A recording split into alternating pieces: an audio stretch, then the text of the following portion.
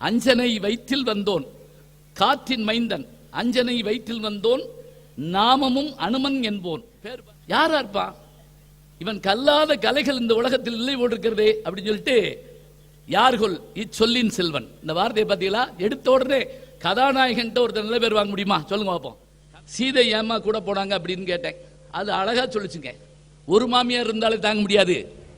அதுவும் மெட்ரிகுலேஷன் பள்ளிக்கூடத்துலாம் நான் பேச போனா கூட யாராவது மொழிபெயர்ப்பாளர் கூட்டு போனா தான் முடியும் போல் இருக்கு. ஐயா சொல்றது தமிழ்ல சொல்லுங்க அப்படின்னு சொல்லி கல்லூரிகளில் பாடங்களா படிக்கிறது எதுக்காகனா கூடிய மட்டும் சாய்ஸ்ல விடுறதுக்காக தான். எனக்கு தெரிஞ்சு சாய்ஸ்ல விட முடியாத ஒரே தொழில் டாக்டர் தொழில் தான் நினைக்கிறேன். ஒரு வாத்தியார் கேட்டிருக்காரு, பஞ்சபாண்டவர்கள் எத்தனை பேர் இருக்காரு? பஞ்சபாண்டவர்களால எத்தனை பேர் தெரிஞ்சிருக்கணும் நியாயப்படி. எனக்கு கொடுக்கப்பட்டிருக்க தலைப்பு அதுவே ஒரு 3 மாதமாக அதை பற்றி நாங்கள் பேசிக்கிட்டே இருக்கோம். இந்த தலைப்பு எப்படி கொடுக்கணும், என்ன மாதிரி கொடுக்கணும் அப்படின்னு சொல்லி ஒரு 5-6 தலைப்பு கொடுக்க சொன்னாங்க. அனுமனை பற்றி பேசலாம்னு எனக்கு ரொம்ப விருப்பமாக இருந்தது.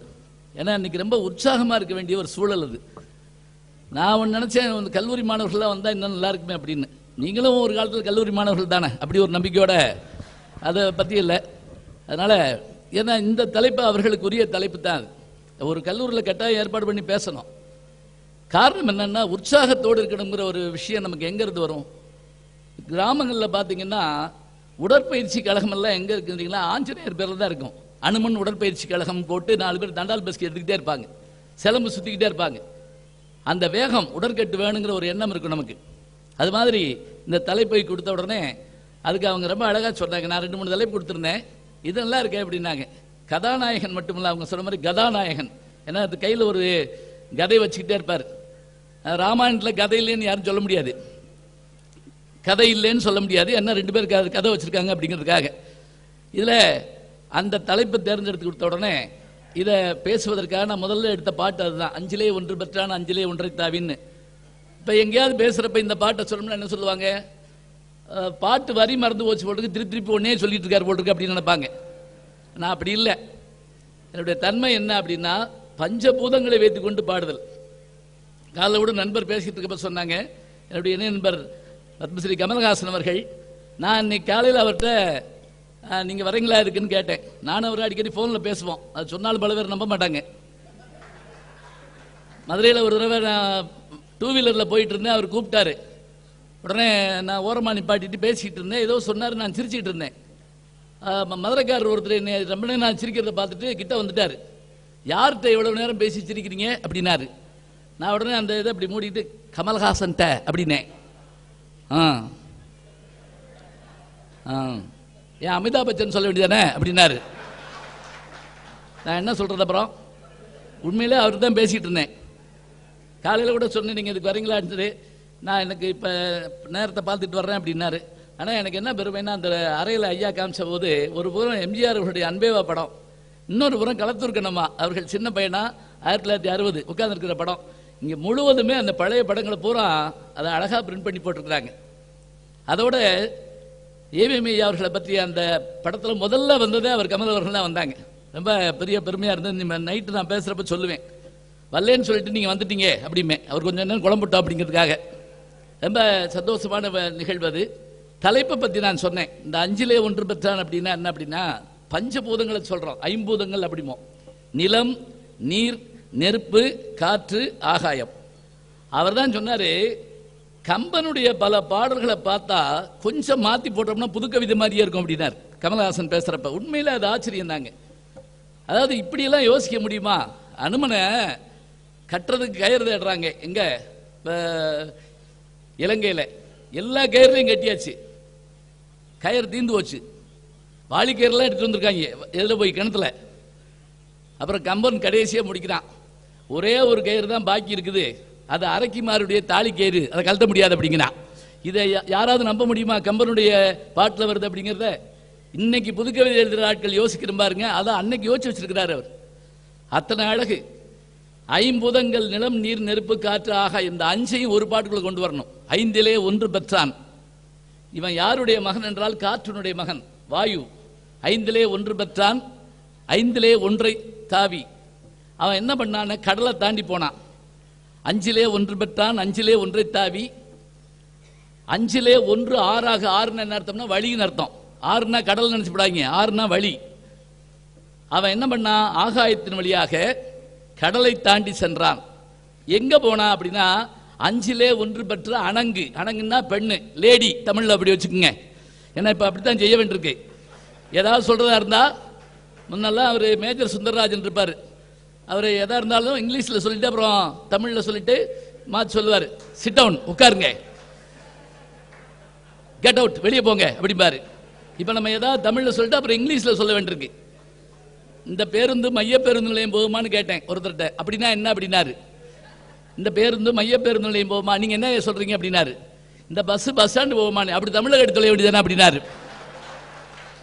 இது நம்ம எந்த நாட்டில் போய் பேசுறது இதை சொல்லுங்க பார்க்கலாம்.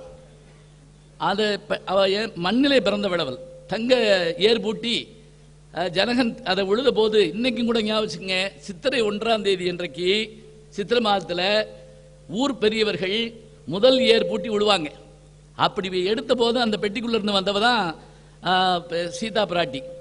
5லே 1 பெற்ற அணங்கு. அணங்கு கண்ட அயலார் ஊரில் 5லே 1 வைத்தான் அவன் நம்மை அழித்து காப்பான். அவன் என்ன பண்ணான், அவளை போய் தேடி பார்த்துட்டு அங்கே இலங்கையில் அவள் சீதா பிராட்டியை பார்த்த உடனே ராவணனோட சண்டை வந்து அவன் என்ன பண்ணான், வாலில் தீ வச்சு விட்டான். வால் எழுதியிருப்பார் அவதார புருஷன்ல. அவன் வாலிலே தீ வைத்தான். அவன் என்ன பண்ணா, அவன் வைத்தான், அந்த தீ வைத்தான் அப்படிமா. தீவில இலங்கை தீவில இருந்து அவன் தீ வைத்தானா. இவன் என்ன பண்ணா, அந்த தீயை வந்து அந்த ஊர் ஊரா வச்சு விட்டானா. தீ வைத்தான், தீ வைத்தான், ஒரு 2 வார்த்தை, இது ஒரே சொல்லு மாதிரி தான் இருக்கும். தீவுங்கிறது இப்ப நான் இன்னொரு இங்கிலீஷ் சொல்லணுமா, ஐலாண்டுன்னு சொல்லும்ல, அது அதை தீ வைத்தான், ஃபயர் அப்படின்னு சொல்லணும். இப்படியே வந்துச்சுன்னா என்ன இருந்துடல கம்பெனி கலகம். எனக்கே ஒன்றும் புரியல வர வர. ஏன்னா பல இடங்களுக்கு போற போது ஒன்றை சொல்லிட்டு நான் விளங்க வைக்கிறதுக்கு நான் படுற பெருபாடு பட்டுக்கிட்டு இருக்கேன். இப்போ ஏதாவது மொழிபெயர்க்க வேண்டியிருக்கு. எப்படி பாருங்க தமிழ்நாட்டினுடைய நிலைமை எப்படி இருக்குன்னா, அதுவும் மெட்ரிகுலேஷன் பள்ளிக்கூடத்துலாம் நான் பேச போனா கூட யாராவது மொழிபெயர்ப்பாளர் கூட்டு போனா தான் முடியும் போட்டிருக்கு. ஐயா சொல்றது தமிழ்ல சொல்லுங்க அப்படின்னு சொல்லி அப்படி ஆயிடுச்சு. இப்ப பாருங்க, இந்த 5 விஷயம் வருது. நிலத்திலே பிறந்தவள் சீதை. அவள் எங்க இருக்கா, ராவணனால் தூக்கி போட்டு இலங்கையில் இருக்கிறா. அவளை தேடி போறதா இருந்தா கடலை தாண்டி போகணும், தண்ணீர். ஆகாய மார்க்கமாக போகணும், வானம். 3 முடிஞ்சது. காற்றினுடைய மகனாகிய அனுமன் போறான், அவனுடைய வாலில் நெருப்பு வச்சுட்டான். இந்த ஒரு பாட்டுக்கு இதாங்க பொருள். 5லே 1 பெற்றான், 5லே 1 தாவி, 5லே 1 6ஆக 6 உயிர்க்காக ஏகி, 5லே 1 பெற்ற அணங்குகின்ற அயலார் ஊரில் 5லே 1 வைத்தான் அவன் நம்மை அழித்து காப்பான். நீங்க நினைச்சிடப்படாது இந்த ஒரு பாட்டை வச்சே முடிச்சிருவார் போட்டிருக்கு அப்படின்னு சொல்லி. ஏன்னா பல பேர் இந்த வகுப்பு எடுக்கிறப்ப என்ன செய்வாங்கன்னா, 2 வரி இருந்தால் ஒருத்தர் வகுப்பே முடிச்சிருவாராம். தோட்டத்தில் மேய்து வெள்ளை பசு, அங்கே துள்ளி குதிக்குது கன்றுக்குட்டி. தோட்டத்தில் மேய்து வெள்ளை பசு 1 மணி நேரம் நடத்திருக்காரு. எப்படின்னு கேட்குறீங்களா? தோட்டத்தில் மேயுது, காட்டில் மேயல, கம்மாயில் மேயல, ஆற்றுல மேயல, கரையில் மேயல, மேயுது. பாயல, கடிக்கல, உண்ணல, தின்னல, மேயுது. வெள்ளை பசு, கருப்பு பசு இல்ல, பிரவுன் கலர் இல்ல, ரெட் இல்ல, பசு. கரடி இல்ல, சிங்கம் இல்ல, புலி இல்ல. திருடு முடிஞ்சிடாதா சொல்லுங்க பாப்போம். இவ்வளவு விளக்கமா நடத்தினா என்ன ஆகும்? குப்பரப்படுத்து கொண்டு விடுவாங்க ஆளுகளை. இப்ப தெரிஞ்சு வச்சுக்கங்க. அதை மட்டும் நான் சொல்லலை. இந்த பாட்டு எதுக்காக எடுத்துக்கிட்டோம்னு சொன்னா, ஒரு பாட்டை சொன்னா முதல்ல பொருள் சொல்லி பாட்டு சொல்லணும்னு வாரியார் சாமி சொல்லுவார். விறுவிறுன்னு சொல்லிடப்படாதான். இப்போ ஒன்றும் இல்லை, நேற்று என் பேரன் ஒரு ஏதாவது திருக்குறள் சொல்லுங்கன்னு கேட்டோன்னு நான் சொன்னேன். எப்பா தண்ணீர் வந்து ரொம்ப முக்கியமானது, தண்ணீர்னால தான் எல்லாம் நடக்குது. அது தண்ணீர் உணவை உற்பத்தி செய்ய பயன்படுகிறது, அக்ரிகல்ச்சர் வேளாண்மை. உணவை ஆக்க பயன்படுகிறது, சமையல். அப்புறம் என்ன சொல்லணும், குக்கிங் அப்படி வச்சுங்க. அது உணவாகவும் பயன்படுகிறது. சில வீடுகளில் நீராக இருந்தால் சாப்பாடு, தெரியுதுங்களா? இத துப்பார்க்கு துப்பாயே, துப்பாக்கி துப்பார்க்கு துப்பாய தூவும் மழை, இப்படி சொன்னோம்னா என்ன ஆகும்? இப்ப முதல்ல சொன்னது 2வது சொன்னது ஒண்ணுதானா அப்படின்னு நம்ம கேட்போம். ஏன்னா அந்த மொழி நடை வேற, அதுக்காக பயப்படக்கூடாது. அந்த காலத்து மொழி நடைனா அதுக்கேற்றபடி இருக்கணும். இப்ப இங்கிலாந்துல ஷேக்ஸ்பியர் எழுதிய ஆங்கிலம் இன்னைக்கு இல்லைங்கிறாங்க, அது வேறங்கிறாங்க.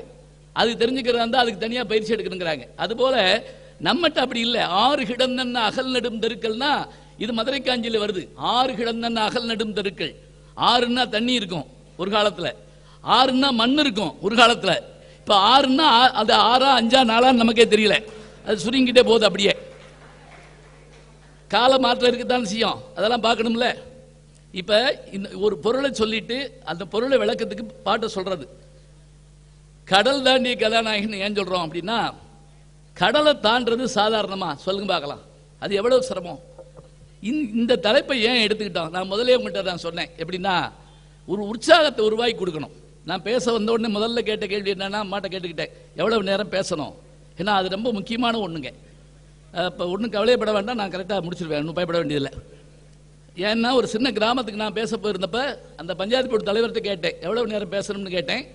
அவர் ஓடி வந்து என் கையை பிடிச்சிட்டு கண்ணீர் விட்டார். இப்படி கேட்கக்கூடாதியா, இது உங்க ஊரு, எவ்வளவு நேரம் வேணாலும் நீங்க பேசுங்க, நாங்க போயிடுவோம் அப்படின்னாரு. எங்களுக்கு வேலை இருக்குல்ல அப்படின்னாரு. அப்புறம் நான் வேலையை தவணை ஊரா போய் பேசிக்கிட்டு இருக்கேன். 1 மணி நேரம் தான். அந்த 1 மணி நேரத்துக்குள்ள நான் எவ்வளவு சொல்றேனோ சொல்லிடுவேன், பாக்கியெல்லாம் படிச்சுக்கலாம், ராமாயணம் தான் இருக்குல்ல, ஒன்றும் இல்லை. இப்போ அனுமனை பற்றிய அறிமுகமே நமக்கு என்னன்னு கேட்டிங்கன்னா, கம்பன் வால்மீகி வடமொழியில் எழுதுறத தமிழில் 6 காண்டங்களாக எழுதுறார்.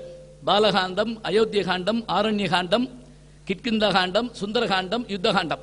இந்த 6 பகுதி 10,000 பாட்டுக்கு மேலே.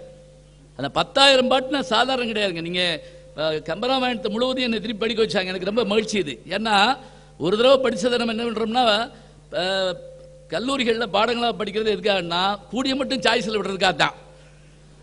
எனக்கு தெரிஞ்சு சாய்ஸில் விட முடியாத ஒரே தொழில் டாக்டர் தொழில் தான் நினைக்கிறேன். செய்ய முடியுமா? இப்போ கை உடைச்சிருக்குன்னு போகிறோம், சாரி இந்த கொஸ்டின் நான் சாய்ஸில் விட்டேன், அவர் சொல்லுவாரா? அதெல்லாம் செய்ய மாட்டார். கவலைப்படாதீங்க, எப்படியா பண்ணிடுவோம், ஏன்னா அவர் செய்யணும், அது முக்கியமாக. நம்ம தான் சொல்லுவோம் எங்களுக்கு அந்த இது இல்லை இப்படியெல்லாம் இல்லைன்னு.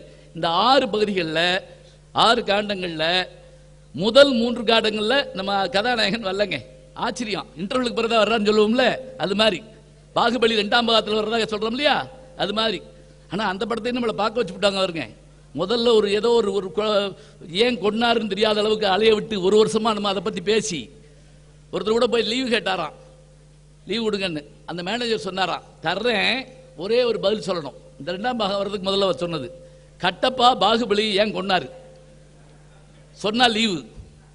அவர் ஒன்னே சொல்லியிருக்காரு, இந்த மாதிரி லீவு கேட்டிருப்பார் கட்டப்பா, கொடுத்துருக்க மாட்டார் மேனேஜரே, அதனால கொண்டு இந்த லீவு போயிட்டு வா விட்டுறணும். அதுக்கு மேலே சொல்லப்படாது, என்ன லேச கோடு கட்டினாலே போதும் தெரிஞ்சுக்கிடுவோம். 3 பாகத்தில் கிடையாது, 3 காண்டத்தில் இல்லை. அவர் வரக்கூடிய பகுதியே எப்படின்னு கேட்டிங்கன்னா, கிட்கிந்தா காண்டம் தான் அவர் வர்றதே. அதுக்கு முன்கதையெல்லாம் சொல்கிறது ரொம்ப நேரம் ஆகும், நமக்கு தெரிஞ்சது தான் அது. மூத்தவன் தான் ராமன், நியாயப்படி அவனுக்கு தான் அரசு கொடுக்கறதுக்கெல்லாம் ஏற்பாடாயிடுச்சு. அது வழக்கப்படி அப்படியே போனால் கதை நல்லா இருக்குமா சொல்லுங்க பார்ப்போம். வில்லனே இல்லைன்னா படம் எப்படி நல்லா இருக்கும்? இது எங்கனையாவது வரணும். இன்னொன்று ஏதாவது நடந்தால் தான் நம்ம பார்ப்போம். ஐயா திருக்குறளார் ஒரு முறை சொன்னார், திருக்குறள் முனுசாமி ஐயா சொன்னார், திருக்குறளை பற்றி பேசுனேன் கூட்டமே வரல, ஆனால் மற்ற கதைகளை ராமாயணம் பாரதம் சொல்லி பேசினா கூட்டம் வருது. எப்படின்னு அவர் சொன்னார், திருக்குறள் என்னன்னா நம்மளை பற்றி சொல்றது, எவனுக்கு நம்மளை பற்றி பேசினா பிடிக்காது. அவர் இப்போ மனைவி பிடிச்சி இழுத்துட்டாங்க, அப்படியா அது பார்ப்போமே அப்படின்னு சொல்லி அதை உடனே போய் பார்த்து வந்துருமா. அது அடுத்த வீட்டு கதையா, திருக்குறள் நம்மளை பற்றியே கதையா, நம்மளை பற்றிய கதையா படிப்பா, எதுக்கு நமக்கே வேணான்ட்டு போயிடுவோம். இங்கே இப்போ ஆட்சி கிடைக்காம போகுது. என்ன, அந்த அம்மா 2 வரம் கேட்டா, அதனால ஒன்று காட்டுக்கு போகணுங்கிற மாதிரி அந்த பதிலாக வந்துடுது. காட்டுக்கு போயிட்டாரு அந்த அம்மா, நானும் வரேன்னா, நியாயப்படி வேண்டியதில்லை தான், ஆனால் வரேன்னு சொல்லிடுச்சு. சரின்ட்டு நான் அங்கே தாங்க முடியுமோ நாள் அப்படின்னோடனே நான் கூட கேட்டேன் வகுப்பில், கோஎஜுகேஷன் கிளாஸு, சீதை ஏமா கூட போனாங்க அப்படின்னு கேட்டேன். அது அழகா சொல்லிச்சுங்க, ஒரு மாமியார் இருந்தாலே தாங்க முடியாது, சீதைக்கு 60,000 + 3 யோசிச்சு பாருங்க. பகுதி வாரியாக சண்டை போட்டாலும் 10 வருஷம் போடலாம். இப்படிலாம் யோசிப்பாங்க யாராவது? அவன் என்ன சொன்னா, தீனும் சுடுமோ அப்படின்னா, உன்னுடைய பிரிவு எப்படிப்பட்டது, நான் உன்னை பிரிஞ்சிருக்க முடியுமா என்னால், வரேன்ட்டு வந்துட்டா. அதே மாதிரி போனாங்க. நீங்கள் நினைக்கிற மாதிரி போன உடனே புதன்கிழமை போனாங்க, வெள்ளிக்கிழமை அவன் தூக்கிட்டு போயிட்டா நினைக்காதீங்க. நல்லா இருந்தாங்க, பல ஆண்டு காலம் இருந்தாங்க. ஆண்டு சில கணிந்த பின் அப்படின்னு சிலப்பதிகார ஆசிரியர் போடுவார். அதனால கண்ணையும் கோவலும் நல்லா தான் இருந்தாங்க. மாதவி வர்றது கொஞ்சம் நேரம் கழிச்சுட்டான். நம்ம திங்கக்கிழமை கல்யாணம், புதன்கிழமை மாதவி வந்துட்டா நினைக்க வேண்டாம். நமக்கு கால ஓட்டத்தில் அப்படி சொல்லுவாங்க. பேராசிரியர் கல்கி எழுதுவார், எழுத்தாளர்கள் நினைச்சா ஒரு நிமிஷத்தில் நடக்கிற விஷயத்த ஒரு 4 வாரம் எழுத முடியுமா? அதே நேரத்தில் ஒரே வரியில 50 ஆண்டுகளுக்கு பின் அப்படின்னு போட முடியுமா? ஒரே வார்த்தையில் போட முடியுமா? அப்படி அதுக்காக இங்கே காட்டுக்கு போயிடுறா. போன இடத்துல நல்லா இருக்கிறாங்க. பஞ்சவடியில் இலக்குவன் கூட வர்றாரு. அப்புறம் வழக்கப்படி அதான் அதில் ஒரு வில்லி வருவார்ல, இங்கே வந்த மாதிரி சூர்பனக வந்து பார்த்துட்டு ராமனோட ஒம்பிழுத்துட்டு அப்புறம் போய் அண்ணன்ட்ட கதறி நீ போய் தூக்கிட்டுவான்னு சொல்லி அவன் தூக்க வந்துட்டான். தூக்க வந்தா இப்போ அவன் என்ன பண்ணான் தெரியுமா? நேரடியாக போய் இது பண்ணாமல் மாரீசனை கூப்பிட்டு, அவன் தான் தாடகையினுடைய 2வது மகன், ஏற்கனவே அவன் ஃபேமிலியில் 2 பேர் அவுட்டு, போய் கூப்பிட்டு நீ போய் மானா போ, அவனை போய் தூக்கிட்டு வா. அதுக்கு இவன் சொன்னா, ஏன் நீ மாயாவி தானே ராவணன், நீ பேசாம ராமர் மாதிரி மாஃபிங்ல போயிட வேண்டியதானே, உருமாறி போயிடலாம்ல, போய் அவர் வாக்கிங் போறப்ப நீ இங்கிட்டு போய் உள்ள புகுந்து வாமா இந்த பக்கம் போகணும்னு கூட்டு வந்திருக்கலாம்ல. அதுக்கு ராவணன் சிரிச்சான், அப்படிலாம் செய்ய முடியாது, இது ராமாயணத்தில் இல்லை, கீழே வந்து எடுத்துக்காட்டு கதை. ராவணன் சிரிச்சிருக்கான். என்னன்னு, ஏன்டா ராமவேஷம் போட்டால் எனக்கு அடுத்தால் போட்டாட்டி மேலே எப்படா ஆசை வரும் அப்படின்னா நியாயமான கேள்வி. இது ரொம்ப என் கூடவே வந்தால் தான் புரியும், சும்மா கம்முன்னு உட்காந்துருக்க கூடாது. நான் சொல்றது புரியுதுங்களா உங்களுக்கு? கேட்குதா முதல்ல? ஐயோ நானா பேசிட்டு இருக்கடா, கொஞ்சம் ரெஸ்பாண்ட் பண்ணுங்க. நீங்க ஆமா இல்லை இருக்கு சுமாரா இருக்கு பரவாயில்ல. ஏன்னா இந்த கிராமத்துல எல்லாம் பார்த்தோம்னா ரொம்ப நல்லா ரசிக்கிட்டு இருப்பாங்க. ஒன்றும் இல்லைன்னா அப்படியே குப்புறப்பட்டு தூங்கிடுவான். 2ல் இது அது ஒரு ரசனம் தானே, பிடிக்கலன்னு அர்த்தம். ஒரு பட்டிமன்றத்தில் ஒரு எந்திரிச்சு பார்த்துவீங்க, இன்னும் போலடோய் அப்படிங்க எங்களை பார்த்து. இப்போ மாரிசன் மானா வர்றான், போறாரு, தூக்கிட்டு போயிடுறாங்கன்னு வச்சுக்கோங்க. இதெல்லாம் நடந்து முடிஞ்ச பிறகு அவர் காப்பாற்றுவதற்காக ஜடாயு என்ற பறவை கூட சண்டை போட்டு, பிறகு அந்த ஜடாயு இறந்து போயிட்டு, அந்த ஜடாயு கேட்குற கேள்வியில் நீங்கள் படித்து பார்த்தீங்கன்னா ஆச்சரியமாக இருக்கும். சீதையை தூக்கிட்டு போகிற போது தடுத்து நிறுத்திட்டு அவன் அந்த வாள் கொண்டு வெட்டுறாங்க. அந்த வாள் கூட என்ன சிவபெருமான் தந்த வாழாது, அதை வச்சு தான் வெட்டுறான். அந்த பறவை விழுந்துருது. விழுந்துட்டு ராமலட்சுமணனை பார்த்து கேட்குது, என்ன நீங்கள் இவ்வளோ பெரிய ஆட்கள் பெண்ணை தனியாக விட்டுட்டு போகலாமா? இந்த வார்த்தைக்கெல்லாம் என்னங்க சொல்லுவீங்க பதில்? 2 பேரும் கொஞ்சம் தலை குனிஞ்சு நிற்கிறாங்க. அப்புறம் அதை அவருக்கு வந்து ஈமக்கரைகள்லாம் செய்கிறாங்க. இது ராமானுஜருடைய 1000வது ஆண்டு 2017 வாழ்ந்தவர், விசிஷ்டாத்வைதத்தை நம்ம கொடுத்தவர். அவருடைய வாழ்க்கையில் ஒரு சம்பவம் ஒன்று ரொம்ப அருமையாக இருக்கும். அவருடைய குருநாதர் ஆகிய பெரிய நம்பி ஒரு ஒடுக்கப்பட்ட இனத்தை சேர்ந்த ஒருத்தருக்கு போய் இறுதி சடங்குகள் செஞ்சுட்டு வர்றாரு. கூடவே வந்த ராமானுஜர் கேட்டாராம், நீங்களும் அந்த போய் சேர்ந்தவர், அவரோ ஒடுக்கப்பட்ட இனத்தை சார்ந்தவர், அந்த ஈமக்கிரிகளை நீங்க செய்ய முடியுமா, செய்யலாமா அப்படின்னு கேட்ட உடனே அதுக்கு பெரிய நம்பி சொன்னாராம், சடாயு என்ற பறவைக்கு ராஜாதிராஜனாகிய ராமன் ஈமக்கிரிகளை செய்து வைத்தான். இறந்த மனிதன் சடாயுவை காட்டிலும் இழிந்தவனும் இல்லை, செய்த நான் ராமனை காட்டிலும் உயர்ந்தவனும் இல்லை, தெரிந்து கொள். இதான் வார்த்தை. வைஷ்ணவம் படிக்க படிக்க அருமையா இருக்குங்க. படிக்க சொல்ல அவ்வளவு ஈரத்தமிழ்னு சொல்றோம் இல்லையா, அது மாதிரி கேட்க கேட்க இனிமையா இருக்கும். அப்ப இவங்க சபரி என்ற ஒரு அம்மையாரை பார்த்துட்டு அவங்க தான் சொல்றாங்க, நீ போய் பாரு, சுக்ரீவனை போய் பாரு. இப்ப சுக்ரீவனை பார்க்க வர்றாங்க. இந்த சுக்ரீவனை பார்க்க வர்ற இடத்துல தான் அனுமனை சந்திக்க போறாங்க. இது வரைக்கும் கதாநாயகம் வரல. இவ்வளவு நேரம் நீங்க பொறுமையா இருந்தது ஆச்சரியம். ஏன்னா இப்ப 1000 வசதி இருக்கு, முந்தி மாதிரிலாம் இல்லை. இப்ப என்ன செய்யலாம், கூட்டத்தில் போர் அடிச்சா ஒன்றும் இல்லை, வெறும் செல்ல காது அப்படியா அப்படின்னு கிளம்பலாம். இன்னும் சொல்லி என்னையமானே அப்படின்னு கேட்டு அப்படியே கூட போவாங்க. ஒன்றும் இல்லை, உட்காந்து கேட்குறீங்க. சுக்ரீவனை பார்க்க வர்றாங்கன்னு சொன்னா சுக்ரீவன் நிலைமை என்ன? அவனுடைய அண்ணன் வாலி, அவனுக்கு பயந்து அவன் வந்து ஒளிஞ்சிருக்கிறான். நீங்க எல்லாத்துலயுமே பாருங்க, கதைக்கு ஒரு சின்னதா ஒரு கிளைக்கதை இருக்கும். இங்க ஒளிஞ்சா அவன் பிடிக்க மாட்டானா, அவனுக்கு இங்க ஒரு சாபம் இருக்கு. அங்க வந்தா அவன் தலை வெடிச்சு போகும். வேற ஒன்றும் இல்லை, துந்துபின்னு ஒரு அரக்கன். அந்த அரக்கனை அவன் எரும மாடு வடிவத்தில் இருந்த சண்டை ஓட்டப்ப அவனை கிருகிருன்னு சுற்றி தரையில் அடித்து ஒரு முனிவர் மேலே தூக்கி போட்டான். அவர் மேலே ரத்தம் பட்டுருச்சு. அவர் ஒன்று, நீ இந்த பக்கம் வந்த உன் தலை வெடிச்சு போகும்ட்டாரு. தலை வெடிச்சு போகாமல் தெரியாது. அந்த காலத்தில் மங்கையர்கரசின்னு ஒரு படம் வந்தது. 3 பியூ சின்னப்பா, தாத்தா அப்பா மகன், 3 பியூ சின்னப்பா. NS கிருஷ்ணன் அதில் 2 பேர். அதில் நடிச்சதுனால தான் அவருக்கு ராதாகிருஷ்ணனுக்கு காக்கா ராதாகிருஷ்ணன் பேர் வந்தது. எப்படி தெரியுங்களா? 5-6 காக்காயை பிடிச்சிட்டு வந்து டிஎம் சொல்லுவார், அம்மா அரண்மனையில் வேலை கிடைக்குமா பாரு. எப்படி கேட்குறேன்னு, இல்லை காக்கா பிடிச்சா கிடைக்கும்னா இங்கே என்ன 5-6 காக்கா பிடிச்சிட்டே அப்படிம்பாரு. அதனால தான் அவருக்கு காக்கா ராஜகிருஷ்ணன் பேர். மங்கையர்கரசி படத்தில் வரும் அது. இங்கே அந்த அந்த துளி பட்டா தலை வெடிச்சு போன்னு சொன்னால என்எஸ் கிருஷ்ணன் தேவலோகத்துக்கு போயிட்டு வருவார். போயிட்டு வந்து அந்த தலையில் நல்ல கயிறு போட்டு கட்டி உட்கார்ந்துருப்பார். எதுக்குன்னு கேட்டால் தேவ ரகசியத்தை சொன்னால் தலை வெடிச்சிருமா அவருக்கு. அதுக்காக ஏகப்பட்ட கயிறு போட்டு கட்டி உட்கார்ந்துருப்பார். அதில் இங்கே அவன் வந்தால் தலை வெடிச்சிரும்னா அங்கே உட்கார்ந்துருந்தப்ப ராமனும் இலக்குவனும் வரதை பார்த்துட்டு சுக்ரீவன் ஓட ஆரம்பிச்சிட்டான். எப்பவுமே இந்த அரண்டவங்கனுக்கு இருந்ததெல்லாம் பெய்யுமாங்கல்ல, ஓடிட்டான்.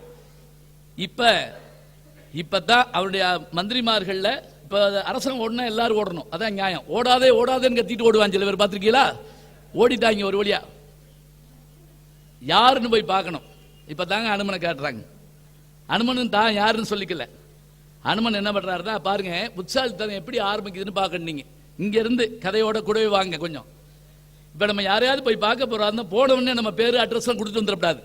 இப்ப இந்த சில பேர் பார்த்தீங்கன்னா யார் கேட்டாலும் நம்பரை சொல்றாங்க, யார் கேட்டாலும் உடனே சொல்றாங்க, சொல்லக்கூடாதுங்கிறாங்க. அப்படி அனுமன் என்ன பண்றான், ஒரு அந்தன சிறுவன் வடிவத்தில் ஒரு மாணவன் போல ஸ்டூடெண்ட் மாதிரி வச்சுக்கங்களேன், போய் அவங்கள பார்த்துட்டு பார்க்க போற போதே இவன் தீர்மானிக்கிற விஷயங்கள் இருக்குங்களா, கேரக்டரை பத்தி சொல்றது. 2 பேர் வர்றாங்க. இந்த 2 பேரை பார்த்தா எப்படி இருக்கு, மேல பறவைகள் பறந்து வருது, நிழல் அவங்க மேல பட்டு சூரிய வெளிச்சம் படக்கூடாது. நடந்து வர்ற பாதை பூரா பச்சை புல் அப்படியே பிரமாதமா இதாகுது. மேகங்கள் வந்து தண்ணீர் தெளிச்சுக்கிட்டே வருது. அப்படின்னா உத்தம புருஷர்கள் 2 பேர் வர்றாங்க. அடையாளங்களை பாருங்க எப்படி இருக்குன்னு சொல்லி இதெல்லாம் வச்சுக்கிட்டு இதுக்கு மேல இன்னொன்னு சொல்றாருங்க, இவர்கள் முகத்தை பார்த்தால் இவர்கள் ஏதோ ஒன்றை இழந்து விட்டு, அரிய பொருளை இழந்து விட்டு தேடிக்கொண்டிருப்பவர்கள் போல தெரிகிறார்கள் என்று இத்தனையும் பார்த்த உடனே பார்க்கணும். இப்ப நம்ம அதெல்லாம் செய்ய முடியாதுங்க. ஏன்னா நம்ம பெரும்பாலும் பெரிய கதவுல ஓட்ட வழியா பார்க்கிறோம், எல்லாரும் பூதம் மாதிரி தர்றாங்க. அப்படித்தானே? இந்த வீடுகளுக்குள்ள நம்ம உள்ள உட்கார்ந்து முந்தையெல்லாம் திண்ணை இருக்கும், இப்ப திண்ணையெல்லாம் கிடையாது, காம்பவுண்ட் வால், பிரம்மாண்டமான நாய்கள் வேற உட்கார்ந்துருக்குது. அதுவும் ரொம்ப ஆச்சரியமா இருக்கும். ஒரு வீட்டு வாசல்ல நாய்கள் ஜாக்கிரதைன்னு போர்டு போட்டுருக்கு. ஒருத்தனுக்கு சந்தேகம், எத்தனை நாய் வச்சிருக்காங்கன்னு பார்ப்போம்ட்டு மெதுவாக கதா திறந்து பார்த்துருக்கேன், உருண்டே ஒரு திரு நாய் இருந்திருக்கு. இதுக்கு போய் எவ்வளோ பெரிய போர்டு போட்டாங்க, இந்த போர்டு விழுந்தாலும் இந்த நாய் செத்து போகுமே அப்படின்ட்டு எதுக்கு உள்ள போய் பார்ப்போம்னு போயிருக்கான். போய் கதவை தட்டிருக்கான். அந்த வீட்டுக்காரர், யார் நீ, எதுக்கு வந்த, என்ன வேணும்? 2 அப்படின்ட்டு போயிட்டானா. உன்னை கட்டி போட்டிருக்காங்க, உன்னை அவுத்து விட்டுருக்காங்க, அது வரைக்கும் தெரியுது அப்படின்னு. பார்த்த உடனே கண்டுபிடிக்கணும் யாரு இவர்கள், முகம் என்ன, இவங்களுடைய நிலைமை என்ன, ஏன் இப்படி வர்றாங்க. இவ்வளவும் பண்ணிட்டு இவன் போயிங்க என்ன அற்புதமா சொல்றான் பாத்தீங்களா. போன உடனே தன்னை பற்றி அறிமுகம் பண்றான். இது இன்னைக்கு நம்ம முதல்ல பழகிக்கிற வேண்டிய என்னன்னா, நான் யாருன்னு சொல்லணும். இது பல பேர் சொல்றதே இல்லை. அது சொல்லாதனால என்னென்ன இன்னும் சில பேர் நம்மளை வந்து பயங்கரமாக சோதிப்பாங்க. ஒருத்தர்லாம் என்கிட்ட எங்க நான் யாரும் கண்டுபிடிக்க வைப்போம். இது வந்து என்ன வந்து நல்லா யோசிச்சு பாருங்க, நல்லா யோசிச்சு பாருங்க. இது அதாவதுங்க என்ன இப்படி சொல்றீங்க, 15 வருஷத்துக்கு முதல்ல தேனிங்கிற ஊர்ல நீங்க பட்டிமன்றம் பேச வந்தப்ப 4வது ரோல 3வது உட்கார்ந்து இருந்தல, அது நான் தான். எந்த ரோ மகானுபாவான்னு நம்ம கேட்போம்ல, நீ எந்த ரோல உட்கார்ந்து நான் எப்படி கண்டுபிடிப்பேன், தெரியல. யாருன்னு சொல்லவே விட மாட்டாங்க.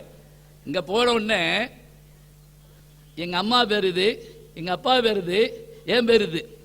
அஞ்சனை வயிற்றில் வந்தோன், காற்றின் மைந்தன், அஞ்சனை வயிற்றில் வந்தோன், நாமமும் அனுமன் என்போன். பேர் பாருங்க, அம்மா அப்பா அம்மா தான் பேரு. விசிட்டிங் கார்டில் அடிக்க வேண்டிய அவசியம் இல்லை. அதை பார்த்த உடனே முதல் வார்த்தை சொல்றாருங்க ராமன், என்ன படிப்பு. தாயை சொல்றான், தந்தையை சொல்றான், தன்னை பத்தி சொல்றான். யாரா இருப்பான் இவன், கல்லாத கலைகள் இந்த உலகத்தில் இல்லை போட்டிருக்கிறதே அப்படின்னு சொல்லிட்டு, யார்கள் இச்சொல்லின் செல்வன். இந்த வார்த்தையை பார்த்தீங்களா, எடுத்த உடனே கதாநாயகன் ஒருத்தர் நல்ல பேர் வாங்க முடியுமா சொல்லுங்க பார்ப்போம். கதாநாயகனுக்கு தான் எல்லா நல்ல பேரும் கொடுப்போம் நம்ம. எடுத்த உடனே யார்கள் இச்சொல்லின் செல்வன். சொல்லின் செல்வன் பட்டம் தமிழ்ல யாருக்கு தெரியுங்களா, ராபி சேதுப்பிள்ளை அவர்களுக்கு உண்டு. அவருடைய அந்த ஆற்றங்கரையிலேன்னு ஒரு புத்தகம் நீங்க படிச்சு பார்க்கணும். அவருடைய புத்தகத்தோட பேர்களை எங்க கவிதையா இருக்குங்க. வேலும் வாலும் அப்படிம்பாரு, வேலும் வில்லும். வேல்னா கந்தபுராணம், வில்னா ராமாயணம். அதே மாதிரி ஊரும் பேரும், கங்கை வேடனும் காலத்தி வேடனும். கங்கை வேடனா குகன், காலத்தி வேடனா இவர் கண்ணப்ப நாயனார் சொல்றது, அந்த ராப்பி சேது பிள்ளைக்கு தான் சொல்லின் செல்வன் பட்டம் உண்டு. சொல்லின் செல்வன்னா சாதாரணம் கிடையாதுங்க. வாரியார் சாமி ஒரு தடவை மதுரையில் ஆடி வீதியில் பேசிட்டு இருக்காரு, பெருங்கூட்டம். திடீர்னு ஒரு 10 பேர் எந்திரிச்சு போனாங்க. அப்படியே அவங்கள பார்த்துக்கிட்டே இருந்தவர் சொன்னாரு, எனக்கு சொல்லின் செல்வன் பட்டம் கொடுத்துருந்தாங்க, இவ்வளவு நாளா நான் எனக்கு தெரியாது ஏன் காரணம்னு, இன்னைக்கு தான் தெரிஞ்சது, நான் சொல்லின் அவர் செல்வர் அப்படின்னாரு. அந்த ஆளுக்கு 10 பேர் உட்காந்துட்டாங்க. பாவம், எதுக்கு போனாலும் எந்திரிச்சுவேன். அவர் சொன்ன அந்த பாருங்க, போற ஆளை இழுத்து பிடிச்சி உட்கார வைக்க கூடாது, ரத்தரத்தமா கக்கு அப்படி சொல்லக்கூடாது. போற போது அப்படி அப்படி உட்கார வைக்கணும். யாருக்கு சொல்லின் செல்வன் கேட்டுட்டு உடனே தன்னை பற்றி அறிமுகம் சொல்லிட்டு, இப்போ ஒரு வார்த்தை என்ன அப்படின்னா, நீங்க யாருன்னு கேட்கறது இன்னும் கொஞ்சம் கஷ்டம். எனக்கெல்லாம் அந்த மாதிரி ரொம்ப அனுபவம் இருக்கு. ஹோட்டலில் சாப்பிட்டுட்டு இருந்தேன், கணவன் மனைவி பிள்ளைகளோட போனாங்க. போனவங்க அந்த அம்மா என்னமோ சொல்லிச்சு. உடனே அவர் ஓடி வந்து என்கிட்ட கை கொடுத்து, உங்க பேச்சு தான் எனக்கு உயிர், எங்க இருந்தாலும் வந்து கேட்பேன், அவ்வளோ அருமையா பேசுவீங்க, சுகி சிவன் தானே நீங்க அப்படின்னு கேட்டாரு. நான் இல்லைன்னு சொல்றதுக்குள்ள இன்னும் 2-3 பேர் சொன்னாரு. நான் சொன்னேன், இப்போ சாப்பிடுங்க, போக என்ன சாப்பிட விடுங்க. அப்ப நீங்க யாரு? வேளாமியா, போ நீ முதல்ல இந்த பக்கம் போ. நான் யாருன்னு என்னையே மறக்கடிச்சிட விட்டுருக்கேன். நான் யார் நீ யாருன்னு கேட்டுட்டு இருக்க முடியுமா? குடியிருந்த கோயிலில் பாட்டு பாரி. இங்க போன உடனே ரொம்ப அழகா இப்ப சொல்றாரு, நீங்க யாருன்னு சொல்றதாம என் தலைவன் இருக்கிறான், தன்னை பத்தி அறிமுகம் பண்ணிட்டு, எரிகதிரி செல்வனுடைய மகனவன், அவன்கிட்ட நான் வேலை பார்க்கிறேன் பணியால், உங்களை பத்தி அங்க என்ன சொல்லணும்? என்ன பார்த்தீங்களா, நீங்க யார் என்னன்னு கேட்கல, உங்களை பத்தி நாங்க என்ன சொல்லணும்? அதுக்கு அப்பதாங்க இளைய பெருமாளகி இலக்குன்னு சொல்றாங்க. இவர் யார் தெரியுமா அப்படின்ட்டு வருஷப்படுத்துறான். தசரதனுடைய மகன், மூத்த மகன்,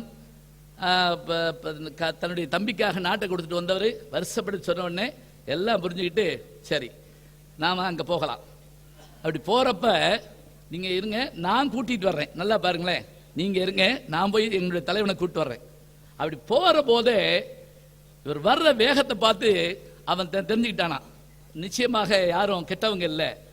அவன் எப்படி வந்தானா, வந்த உடனே ஆலகால விஷத்தை மற்றவர்களுக்காக தான் அருந்தி உலகை காப்பாற்றிய சிவபெருமானை போல வந்தார்னு கம்பன் சொல்றாருங்க. இது வைணவ காப்பியம். ஆனா எடுத்துக்காட்டு சொல்ற போது நீங்க பார்க்கலாம், வில்லியும் சிவனும்னு ஒரு புத்தகம் உண்டு. வில்லிபாரத்தை எழுதின வில்லிபுத்திரார் எந்தெந்த இடங்கள்ல எல்லாம் சைவ கடவுளாகிய சிவபெருமானை போற்றி பாடி இருக்கிறார்ங்கிற விஷயத்தை ஒரு புத்தகத்தை எழுதியிருப்பாங்க. அவ்வளவு அழகா இருக்கும். அதாவது மதத்தால சண்டை ஓடக்கூடாதுங்கிறதுக்காக தான் சொல்லப்படுறது. இங்க கூட்டிட்டு வந்து நான் கூட்டிட்டு வரேன்னு சொல்லிட்டு போன வேகத்தை பார்த்த உடனே அவங்க எல்லாம் என்னன்னு கேட்ட உடனே, ஒன்றும் இல்லை, வந்திருக்கிறவர் பெரிய ஆள் தான், நம்மளை கொல்ல வரல, காப்பாற்ற வந்திருக்காரு. அதோடு மட்டுமில்ல, நம் எதிரியாகிய அல்லது உன்னுடைய எதிரியாகிய வாலியை வீழ்த்த வல்ல திறமையுள்ளவர் வந்திருக்காரு சொல்லிட்டு வரிசையா அடுக்கிறாங்க. யார் யாரை பத்திலாம் இவர் தாடகையை வீழ்த்தியவர், அதே போல மற்றவர்கள் எல்லாம் எப்படி எல்லாம் அவர் வெற்றி கண்டார், எல்லாத்தையும் வருஷப்படுத்தி சொல்றார். சிவதனுசை முறித்தவர், எல்லா கதையும் அதில் வந்துருது. நீங்க இந்த ராமாயணத்தில் மாத்திரம் எங்கேயாவது விட்டு போச்சுன்னா கவலைப்பட மாட்டாங்க, அங்கங்க கதை திரும்ப திரும்ப வந்துகிட்டே இருக்கும். பிறகு உடனே வந்து பார்த்துட்டு 2 பேருக்கு நட்பே ஏற்படுது. சாப்பிட கூட்டிட்டு போறாங்க. போற போது அங்க காய்கனி கிழங்குகள் எல்லாம் கொடுக்குறாங்க. பரிமாறிக்கிட்டே இருக்கப்ப திடீர்னு ராமனுக்கு ஒரு சந்தேகம் வந்ததான். உன் மனைவி இல்லையான்னு கேட்டிருக்காப்புல. பாருங்க, வீட்டில் பெண்கள் இல்லைன்னா இந்த சமையல் பண்ணி போடுற போது, விருந்து கொடுக்கிற போது வீட்டில் பெண்மணி இருக்கணுமா, இல்லைன்னா என்ன ஆகும்? உனக்கும் நீயும் மனைவியை பிரிந்திருக்கிறாயோ, ஒரு வார்த்தை கேட்கிறான். ஒரு வார்த்தை, நீயும் மனைவியை பிரிந்திருக்கிறாய். ஏன்னா விருந்தாட்கள் வர்றப்ப நீங்க சிலப்பதிகாரத்தில் ஒரு வார்த்தை உண்டு. கண்ணகி திரும்பி வந்த கோவலனை பார்த்து சொல்றாங்க, நீ சொத்தெல்லாம் தொலைச்சிட்ட, பரவாயில்ல, இன்னொரு வீட்டில் இருந்த அவமானம் தான். ஆனா எனக்கு என்ன கவலை தெரியுமா, நீ இல்லாத இந்த வீட்டில், ஆம்பளை இல்லாத இந்த வீட்டில் ஒரு நாள் கூட விருந்தாள் வரலையா. இந்த விருந்தாளே இல்லாத அளவுக்கு நான் என் வாழ்க்கையை கெட்டு போச்சு. அறவோர் கழித்தலும் அந்தனர் ஓம்பலும் துறவோர் கெதிரலும் தொல்லோர் சிறப்பின் விருந்ததிர்கோடலும் இழந்த என்னை அப்படிங்கிறா. எனக்கு என்ன ஆச்சு தெரியுமா, இப்ப நீங்க யோசிச்சு பாருங்க, விருந்தாள் வந்தா என்ன பாடுபடுறோம். இப்ப போச்சு, போ, இன்னைக்கு படம் பார்க்க முடியாது, அவ்வளவுதான், போச்சு. என்னத்த பண்றது, எப்படி பண்றோம்? அதுலயும் ஒரு பசியோட வந்திருக்காரு. அந்த அம்மா கேட்டுச்சான், ஆமா நீங்க எப்ப நம்ம வீட்டுக்கு வந்தாலும் வெளியே சாப்பிட்டு தான் வருவீங்க அப்படின்னு இருக்கு.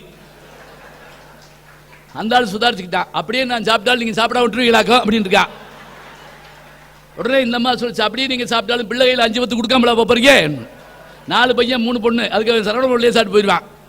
உடனே அவன் அதுக்கு மேல சொன்னான், அப்படியே நான் கொடுத்தாலும் வாங்குற மாதிரியா வளர்த்துருக்கீங்க, என்னைக்காவது சாப்பிடுவாங்களா?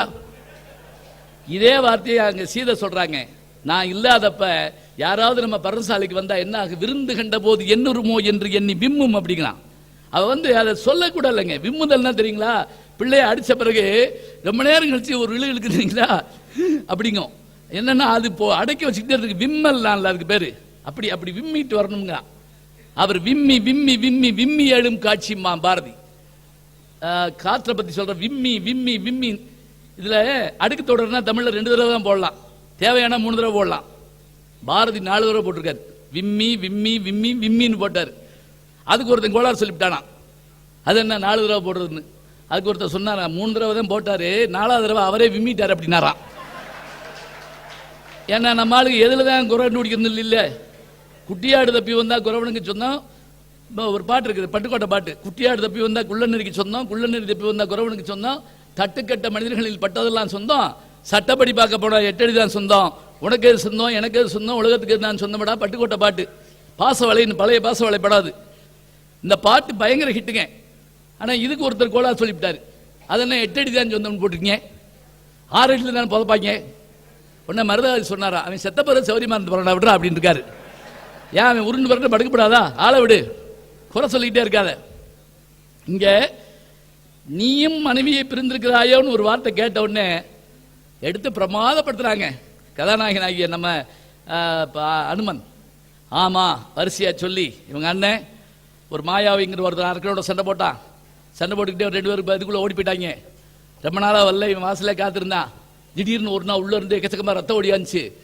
ஒருவேளை அவன் அண்ணனை கொண்டு விட்டானாங்க நினைச்சு இவன் எல்லாத்தையும் மூடி வச்சுட்டு உட்கார்ந்துருந்தான். ஆள் வரல.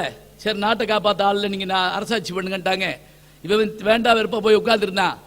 திடீர்னு ஒரு நாள் உள்ள இருந்து வெளியே வந்த வாலி என்ன நினைச்சான், நம்மளை பூட்டியை அடைச்சுட்டு நம்ம தம்பி அரசாடுறான் போட்டு நினைச்சு வந்தவொடனே அடி அடின்னு அவனை போட்டு அடிச்சு அவன் மனைவி தூக்கிட்டு போயிட்டான். அது ரொம்ப சர்வசாதாரணம் போட்டுருக்கு அந்த காலத்தில். கொண்டு போயிட்டான் அவன் பாட்டுக்க.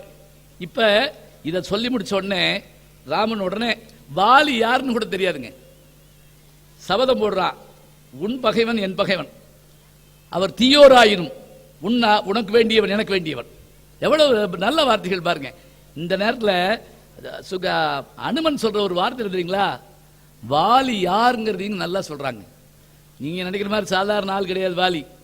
திருப்பார்கடலை கிடைக்கிற போது மந்தாரகிரியை என்ற மலையை மத்தாக வைத்து தயிர் கடையெல்லாம் தெரிஞ்சாதான் அதெல்லாம் தெரியும், மிக்சியில் போட்டு விட்டா தெரியாது. நான் வடநாட்டில் பார்த்தேன், வாஷிங் மிஷின்லேயே போட்டு அடிக்கிறாங்க. அதான் என்னது இந்த ஐஸ் போட்டு குடிப்போமே லஸ்ஸி, லஸ்ஸி அது வாஷிங் மிஷின்ல தான் போட்டுக்கிட்டு இருக்காங்க பல இடத்துல. ஏன்னா மாஸ் ப்ரொடக்ஷன், வேற என்ன பண்றது அப்புறம். ஆனால் அதில் துணி போடாமல் இருக்கணும், நம்ம என்ன பண்ண முடியும். தயிர் கடையில் இருந்தால் ஒரு பாத்திரத்துக்கு நடுவில் அந்த இது பண்ணி கீழே ஒரு பெருமணை மாதிரி வச்சு ஒரு தயிர் கடையை மத்து வச்சு இதை முன்னுமாக கிடையணும். இப்படி கிடைஞ்சா தான் அது வரும். இதுதான் உண்மை. இப்படி கிடையிற போது என்ன பண்ணாங்களாம், தேவர்கள்லாம் ஒரு பக்கமோ அசுரர்கள் ஒரு பக்கமோ வாசி என்ற பாம்பை வைத்துக்கொண்டு மந்தாரகிரியை மத்தாக வைத்துக்கொண்டு அதை அசைகிறப்ப அதை அசையாமல் இருக்கிறதுக்காகத்தான் திருமால் 2வது அவதாரம் எடுக்கிறார். அதான் ஆமைங்கிற அவதாரம். இதெல்லாம் பார்த்துட்டு 2 பேரும் இழுத்துக்கிட்டே இருக்கப்ப சோர்ந்து போயிட்டாங்களாம். அப்ப வாலி என்ன பண்ணானா, அத்தனை பேர் சேர்ந்து இழுத்ததை ஒரே ஆளாக ஒரு பக்கம் நின்று இழுத்தான். அமிழ்தம் வெளிப்பட்டது என்றால் தேவாதி தேவர்களாலும் செய்ய முடியாதை செய்யக்கூடியவன் ஒரு ஆளு. இவனுடைய பலத்தை பார்த்துக்கோ. அடுத்தது என்ன, ராவணன். அந்த 20 கைகளை உடைய 10 தலையுடைய ராவணனை வால்ல கட்டி இழுத்துக்கிட்டே போய் பிள்ளை படுத்திருந்தப்ப மேல தொட்டில கட்டி காத்துவானா, 10 தலை பூச்சியுமானா. பத்தியா அப்படி ஆளு. இதெல்லாம் சொல்லிட்டு இந்த காட்டில் ஒன்று உண்டு, என்ன தெரியுமா, எந்த எதிரி அவனுக்கு ஏத்தாப்புல வந்தாலும் அவனுடைய பலத்தில் பாதி அவனுக்கு போய் சேர்ந்துடும். இதுதான் உண்மை. நம்ம வாலி அவர்கள் இப்போ கொஞ்ச நேரத்துக்கு முதல்ல பேசினாங்க. அவர்கிட்ட ஒருத்தர் கேட்டாராம், உன் பேர் என்ன, வாலி. பார்த்தா எதிரியினுடைய பலமெல்லாம் உனக்கு வந்துடும், அறிவெல்லாம் வந்துடும் நினைக்கிறேன், உன்னை பார்த்தா அப்படி தெரியலையே அப்படின்னு இருக்காரு. உடனே இவர் சொன்னாரா, இன்னும் நான் அப்படி ஆளை பார்க்கல அப்படின்னு இருக்காரு. ஏன்னா நான் பார்த்த பூரா முட்டாப்பையெல்லாம் பார்த்துருக்கேன், நல்லவனை பார்த்தா தானே அவன் அறிவு எனக்கு பாதி வரும். இவ்வளவும் சொல்லி அப்படிப்பட்ட அவன் தான் இவனை இது பண்ணிருக்கான்னு சொன்ன உடனே ஒன்றும் கவலைப்படாத, நான் வாங்கி தரேன், அவனை நான் வீழ்த்துறேன் சொல்லி அந்த வாலியை போய் நீ போய் சண்டை போடு, வம்புலு, நான் வந்து பார்த்துக்கிறேன் அப்படின்னு சொல்லி மறைந்திருந்து அம்பு போடுறார். வாலி வதை தனியாக, அது பெரிய இப்போ கதை. அது அதில் அனுமனுக்கு பங்கு இல்லை, அதனால நம்ம அனுமனை விட்டுருவோம். அந்த இடத்துல அங்கே வேண்டியதில்லை, எங்கனே இவர் வராரோ அங்கே வரைக்கும் பார்ப்போம். பிறகு சுக்ரீவனுக்கு அரசாட்சி வந்தது. ஆட்களை கூட்டு போய் தேடணும், சீதா பிராட்டியை தேடணும். இதை முன்னாடியே சொல்லிட்டாங்க, இப்படி மனைவியை பிரிஞ்சிருக்கிறதுனால தான் தேடி வந்திருக்கோம் அப்படின்னு. தேடணும், எல்லா பக்கமும் ஆள் அனுப்பணும். அப்போ 4 திசைக்கும் ஆள் அனுப்புகிறாங்க. தென் திசைக்கு அங்கதன், ஜாம்பவான், அனுமன், இன்னும் ஒரு 2 கோடி பேர் எவ்வளோ கூட போகிறாங்க.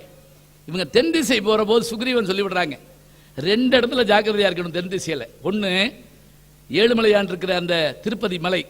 ஏன்னா அங்கே போன உடனே தினமும் திருமஞ்சனம் நடத்துகின்ற அந்த இடத்துல பார்த்த உடனே பக்தி மேலிட்டால் நீங்கள் வேற வேலையை மறந்துடுவீங்க. அடுத்தது பொதிகை மலை, அங்கு சங்கம் வைத்து தமிழ் பேசிட்டு இருப்பாங்க. தமிழை கேட்டேன்னு வேலை கட்டு போகும், அங்கிட்டு போகாத. பாருங்களேன், வேலை கட்டு போகணும் என்ன அர்த்தம்? தமிழ் ஒன்று ஈர்க்கும். அப்படியே அப்படி ஈர்த்தா தான் அதுக்கு பேர் தமிழ். இவள் என்று பிறந்தவள் எந்தறியாத இயல்பினலாம் எங்கள் தாய் அப்படின்னா அப்படி இருக்கணும் தமிழ் மொழி. அதை விட்டுட்டு போங்க. இப்போ அவங்க தேடி ஒரு இடமா போய் பார்த்துட்டு கடைசியில் அந்த மகேந்திரகிரின்னு ஒரு இடத்துக்கு வர்றாங்க. அந்த இடத்துல அவங்க நின்றுட்டு இருக்கப்ப இது வரைக்கும் நம்மளால கண்டுபிடிக்க முடியல. 1 மாதம் டைம் கொடுத்துருந்தாங்க. இந்த 1 மாதம் டைம் முடிய போகுது. அதனால் நம்ம எல்லாம் தற்கொலை பண்ணி செத்து போவோம். பாருங்களேன் எப்படி யோசனை வருதுன்னு. தற்கொலை பண்ணி செத்துருவோம். அங்கே தான் சொல்கிறான், நான் செத்துருவேன். யார்? அவன் வாலியினுடைய மகன். அப்போ அந்த ஜாம்பவன்கிற வயதானவன், எதுக்கு தெரியுங்களா வயதானவர் வீட்டில் இருக்கணுங்கிறாங்க? வயசானவன் வீட்டில் இருக்க காரணம் என்னன்னு கேட்டால், ஏதாவது ஒரு சஞ்சலம் வர்றப்போ உடனே டாக்டரை பார்க்க வேண்டாங்க, பெரியவர்கிட்ட கொஞ்ச நேரம் பேசினா போதும். அதுக்கு தான் வேணும். ஜப்பானில் ஒரு கதை உண்டு. எல்லா பெரியவங்களும் வயசானவங்களை மூட்டையை கட்டி மலை உச்சில் கொட்டி போட சொன்னாங்களாம். ஒருத்தர் என்ன பண்ணியிருக்கான், அம்மாவை தூக்கி இப்படி தோல்ல வச்சு மூட்டையை கட்டி மலை உச்சிக்கு போயிருக்கான். போகிற வழியெல்லாம் அந்த அம்மா குச்சியை ஒடிச்சிக்கிட்டே போயிருக்கா. என்னம்மா குச்சியை ஒடிச்சுக்கிட்டு போட்டுக்கிட்டே வர்றேன்னு கேட்டிருக்கான். திரும்பி வர்றப்போ உனக்கு வழி தெரியாமல் போயிடக்கூடாதுல்லப்பா, நான் தான் வரமாட்டேன். சடார்னு மூட்டையை கொண்டு வந்துட்டானா. நீ இருமா, மற்றதான் அப்புறம் பார்ப்போம். இங்கே அந்த ஜாம்பவன் சொல்கிறாங்க, நீ போகாத, அதெல்லாம் சாகக்கூடாது, நீயும் சாகக்கூடாது சொல்லிட்டு, நான் கடல் கடந்து போகலாம்னு நினைக்கிறேன், ஆனால் என்னால் போக முடியாது. ஏன் தெரியுமா? எனக்கு காலில் அடிபட்டிருக்கு. அவன் சொல்கிறான், ஏன் காலில் அடிபட்டுச்சுங்கிற விஷயத்த திருவிக்கிரம அவதாரத்தை எடுத்த போது ஓங்கி உலகளந்த உத்தமன் பேர்பாடி நாங்கள் நம்பாவைக்கு சாற்று நீர் ஆடினான்னு சொல்கிறோம் இல்லையா? அப்படி அவன் எந்திரிச்ச போது முதல் அடியில் உலகத்தை அழிச்சு 2வது அடியை பிரதத்து அளக்குறாங்க. அந்த காலை அப்படி அளக்கிற போது அந்த கால் அப்படி போகுதான். அந்த காலோடு பறந்து போனவன் நான். யார் சொல்கிறா? இந்த ஜாம்பவன் சொல்கிறான், நான் போனேன், மேருமலை காலில் தட்டி எனக்கு கால் ஒடிஞ்சு போச்சு, அதனால என்னால் போக முடியல. இல்லைன்னா பாருங்க, அப்போ அவன் வயசு பாருங்க எவ்வளோன்னு. இப்போ நம்ம யாரையாவது கேட்டால் அவங்க வயசு என்ன, காந்தியை நேரில் பார்த்தவங்க அப்படின்னு சொல்கிறோம்ல, அப்போ வயசு கண்டுபிடிச்சி விடுவோம். இன்ன படம் வந்துச்சுன்னு சொன்னாலே கண்டுபிடிச்சுவோம்ல. கமராமேண்டில் அழகான ஒரு இடம் தெரியுங்களா? சடாயுக்கு வயசு என்னன்னு கேட்டால் அதில் ஒரு குறிப்பு வருதுங்க. சடாயுக்கு வயசு தெரியுங்களா? மன்மதன் எரிக்கப்படுவதற்கு முன்பு அவனை நேரில் பார்த்தவனா அவன். இதுதான் இது மன்மதன் யாருன்னு தெரிஞ்சால் தான் நம்ம பார்க்க முடியும். இப்படி ஏதாவது கணக்கு போடக்கூடாது. ஏன்னா ஒரு டீச்சர் கணக்கு போடுறப்ப சொல்லிச்சார், 2 2 4 4 4 8 5 5 10 456 810 எவ்வளவுன்னு கேட்டிருக்கு. பிள்ளை அழுதுருச்சான். போங்க மிஸ், சின்ன கணக்கெல்லாம் நீங்களே போட்டுவிட்டு போட முடியாத பெரிய கணக்காக என்கிட்ட கொடுக்குறீங்க அப்படின்னு. மன்மதனை எரிச்சது சிவபெருமான். நீங்கள் தெரியும், அவங்க நெத்திக்கண்ணை திறந்து எரிச்சாருன்னு. அவன் உயிரோடு இருந்த காலத்தில் பார்த்த ஆளு தான் சடாயுவான். எப்படி பாருங்க வயசு சொல்கிறான்னு. ஜாம்பவன் சொல்கிறான், என்னால் போக முடியாது. அங்கதான் சொல்கிறான், நான் போவேன் வர முடியாது அப்படின்னா. அப்போ யார் போக முடியும்? இப்போ தாங்க அவன் பேசான், பிரமாதமான பேச்சு. நீங்கள் இந்த மோட்டிவேஷன் புக்ஸ் எல்லாம் படிக்கிறதா இருந்தால் உடனே இங்கிலீஷ் புக்ஸ் தான் சொல்கிறோம். என்றார் ரிச்சர்ட்ஸ், என்றார் எலியட்ஸ், என்றார் பீச் அப்படின்னா தான் ஒத்துக்கிறாங்க. என்றார் முனியாண்டினா ஒத்துக்கிற மாட்டேங்கிறான். போங்க, முனியாண்டி கறிக்கடை வச்சிருக்காரு அப்படின்றான். ஏன் அவர் நல்ல விஷயம் சொல்ல மாட்டாரா? அவன் எந்திரிச்சு ஆரம்பிக்கிறாங்க, நீ தான் போகணும். யார? ஆஞ்சநேயனை பார்த்து. ஏன் தெரியுமா? ராமன் வந்தபோது நாங்கள்லாம் தலைதறிக்க ஓடணும், நீ ஒருத்தன் தான் முதல்ல போய் பார்த்த. 2வது, நீ தான் நட்புக்கு உட்படலாம். நீ என்ன பண்ண? கூட இருந்த 2 பேரையும் இணைச்சு வச்ச. வாலியை வீழ்த்துவதற்கு நீ தான் காரணம்.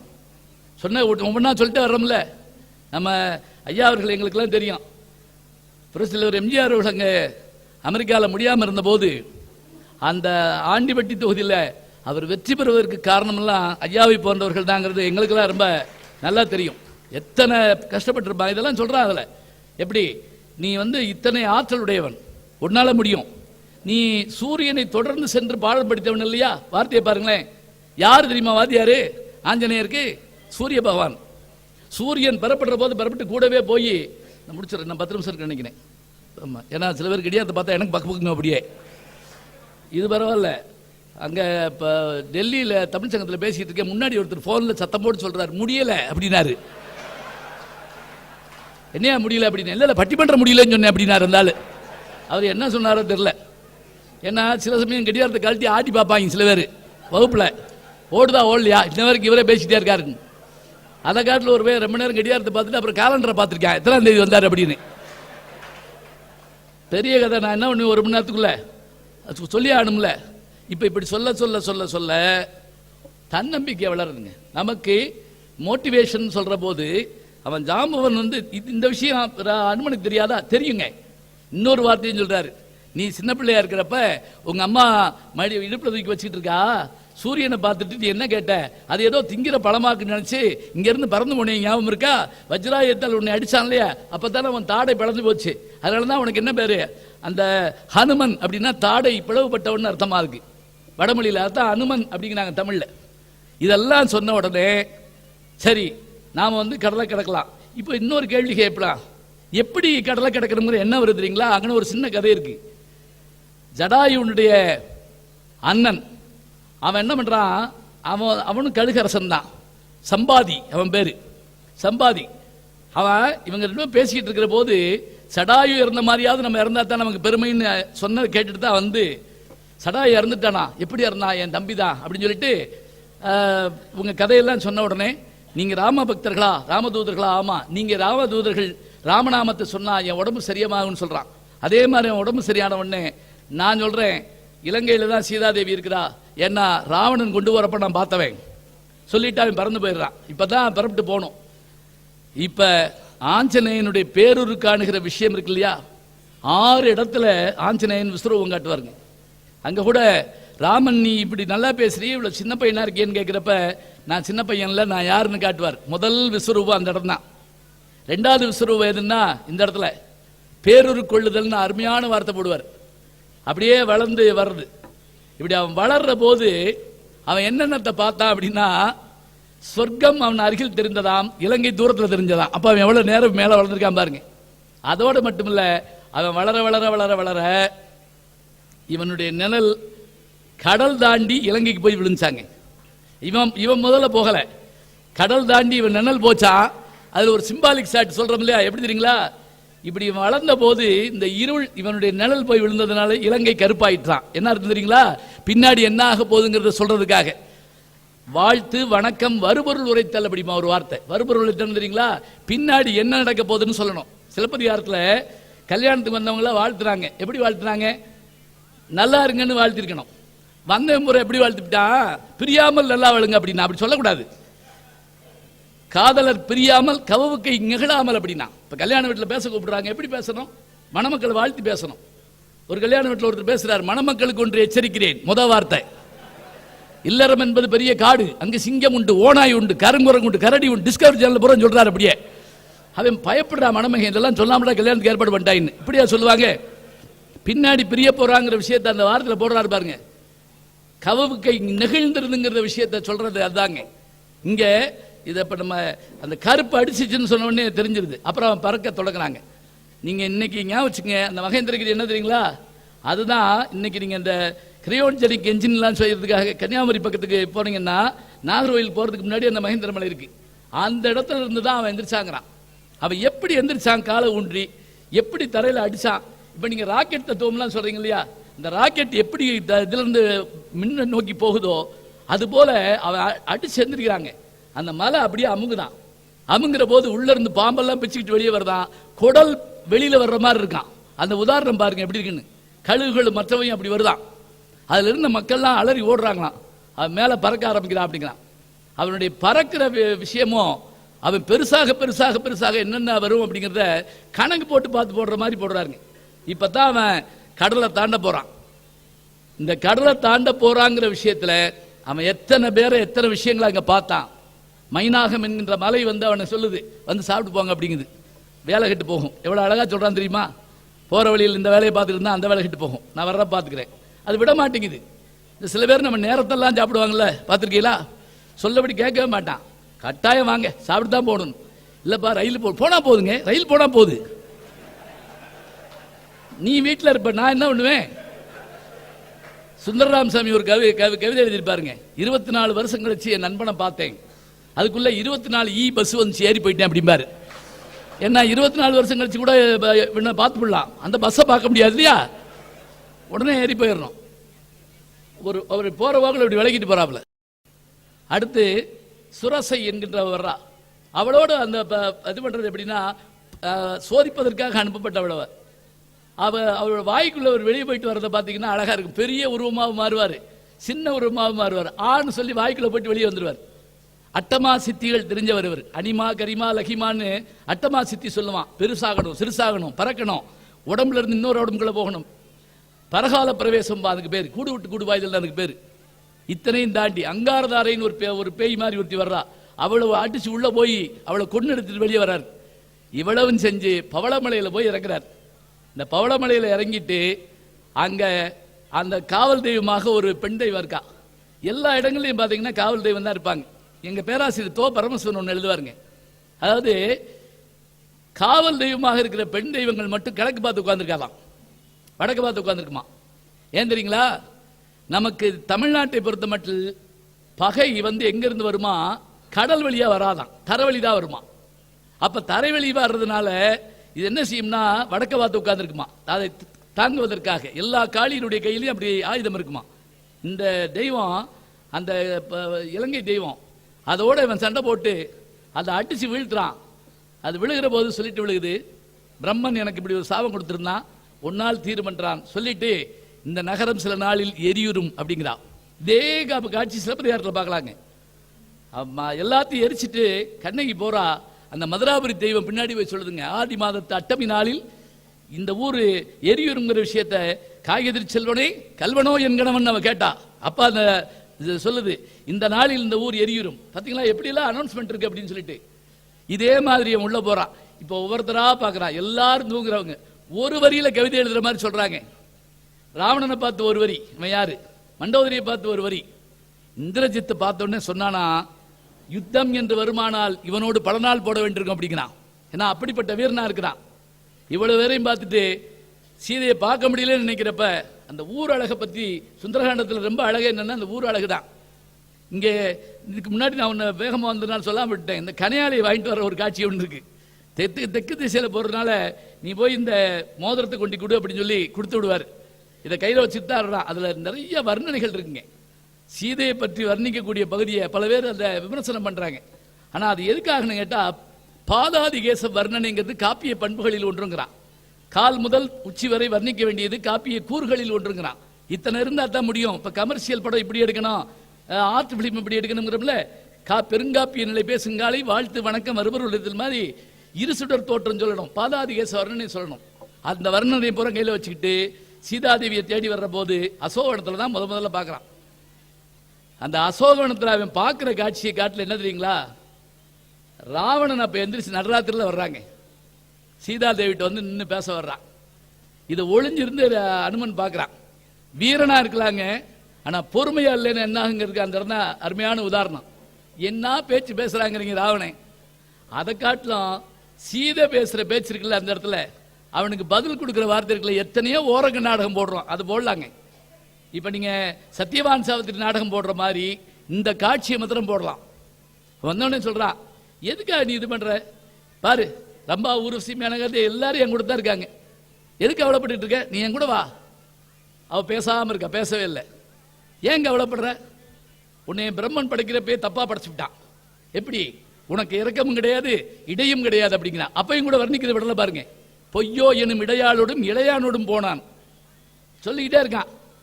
அப்புறம் அவ கேட்கிறா, நீ எல்லாம் ஒரு ஆளா? நீ அன்னைக்கு இவ்வளவு பேசுறியே, நீ வந்து நேரடியா என்னை தூக்கிட்டு வந்துருக்கலாம்ல, நீ எதுக்காக வந்து மான அனுப்புனன்னு கேட்டா. அதுக்கு அவன் சொல்றாங்க அருமையான வார்த்தை, பைத்தியக்கார பெண்ணே, நான் ஏன் மான அனுப்புறேன் தெரியுமா? நானே வந்தா அவன் புருஷன் தடுத்திருப்பான், அவனை கொண்டிருப்பேன். கொண்டா நீ அழுது நீ செத்து போயிருப்ப, நீ செத்துட்டா துக்கத்தில் நான் செத்து போயிருப்பேன். எதுக்கு எல்லாரும் ஆகணும்? அதனால தான் நான் கொள்ளல.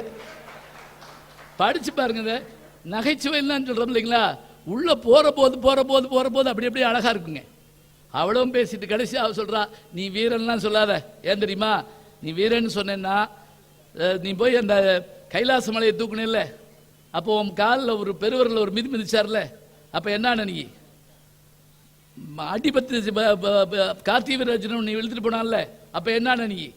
இவ்வளவு கேள்வி கேட்கிறா. அதுக்கெல்லாம் சர்வசாதாரணமா இந்த பெண்மோகம் கொண்டவர்களுக்கு என்ன ஆகும்னா எதை பத்தியும் கவலை இருக்காது. அதே மாதிரி அவன் என்ன பண்றான், கேட்டுக்கிட்டே இருக்கான். அப்புறம் ஒரு வழியா சொன்னா, இன்னும் டயம் தர்றேன், நீ ஒத்துக்கலைன்னா உன்னை தின்னு விடுவேன் அப்படிங்கிறான். அவன் அறக்கல் இல்லையா பாருங்க, திங்கிற அளவுக்கு வெறி வந்துருச்சு அவனுக்கு. அப்ப பக்கத்தில் இருந்த திருச்சடை சொன்னாலாம், பீஷ்மனுடைய மக, ஒன்றும் கவலைப்படாத, அவன் உன்னை தொட முடியாது, ஏன்னா தொட்டா அவன் தலை வெடிச்சு போகும். ஏற்கனவே ஒரு சாபம் இருக்கு அவனுக்கு. பாருங்க எப்படிலாம் கதையை கொண்டு வர்றாங்கன்னு சொல்லிட்டு.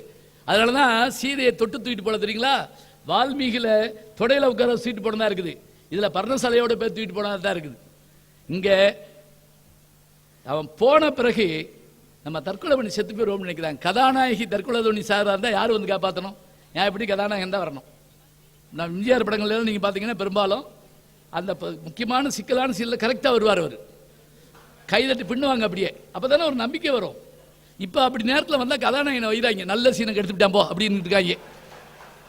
இப்ப யார் இவனை வர சொன்னா? ஒருத்தர் கேட்டுக்கிட்டு இருக்கான் கீழே உட்காந்து. அப்ப காப்பாத்த வரணும். இங்க இவன் மரத்தில் உட்கார்ந்துருந்த அனுமன் அங்கிருந்து ஒரு மாதவி கொடியை எடுத்து அது கழுத்துல சுத்திக்கிட்டு சாகலாம்னு நினைக்கிறாங்க. இப்ப சாக போறவளை காப்பாத்துறது எப்படி? இதுக்கு தனியா ட்ரைனிங் கோர்ஸ் நடத்தணும். ஏன்னா சில பேர் அவனா கொண்டு விடுவான் போய், பார்த்துருக்கீங்களா? லேசா தான் தொங்கிருப்பா, எப்பாடு போய் இழுத்துட்டான்னு வைங்க, 2 நாள் கழிச்சு போறவே அன்னைக்கே போயிடுவான். இங்க என்ன பண்ணா தெரியுமா? போய் தொட முடியாது, அனுமன் தொடக்கூடாது.